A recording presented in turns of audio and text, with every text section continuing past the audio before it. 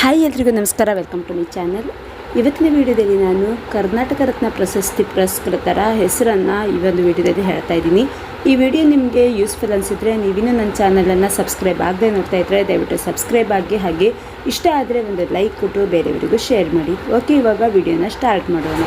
ಮೊದಲಿಗೆ ಕುವೆಂಪು ಅವರಿಗೆ 1992ರಲ್ಲಿ ಸಾಹಿತ್ಯ ಕ್ಷೇತ್ರಕ್ಕೆ ಕರ್ನಾಟಕ ರತ್ನ ಪ್ರಶಸ್ತಿ ಸಿಗುತ್ತೆ. ನಂತರ ಡಾಕ್ಟರ್ ರಾಜ್ಕುಮಾರ್ ಅವರಿಗೆ ಅದು ಕೂಡ 1992ರಲ್ಲೇ ಚಲನಚಿತ್ರ ಕ್ಷೇತ್ರಕ್ಕೆ ಕರ್ನಾಟಕ ರತ್ನ ಪ್ರಶಸ್ತಿ ಸಿಗುತ್ತೆ.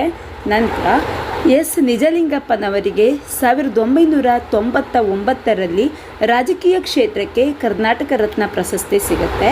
ಆಮೇಲೆ CNR ರಾವ್ ಅವರಿಗೆ 2000 ವಿಜ್ಞಾನ ಕ್ಷೇತ್ರಕ್ಕೆ ಕರ್ನಾಟಕ ರತ್ನ ಪ್ರಶಸ್ತಿ ಸಿಗುತ್ತೆ.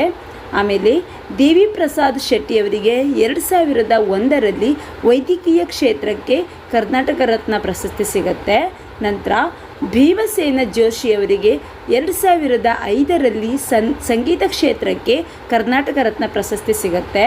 ಆಮೇಲೆ ಶ್ರೀ ಶಿವಕುಮಾರ ಸ್ವಾಮಿ ಅವರಿಗೆ 2007ರಲ್ಲಿ ಸಾಮಾಜಿಕ ಸೇವೆಗೆ ಕರ್ನಾಟಕ ರತ್ನ ಪ್ರಶಸ್ತಿ ಸಿಗುತ್ತೆ.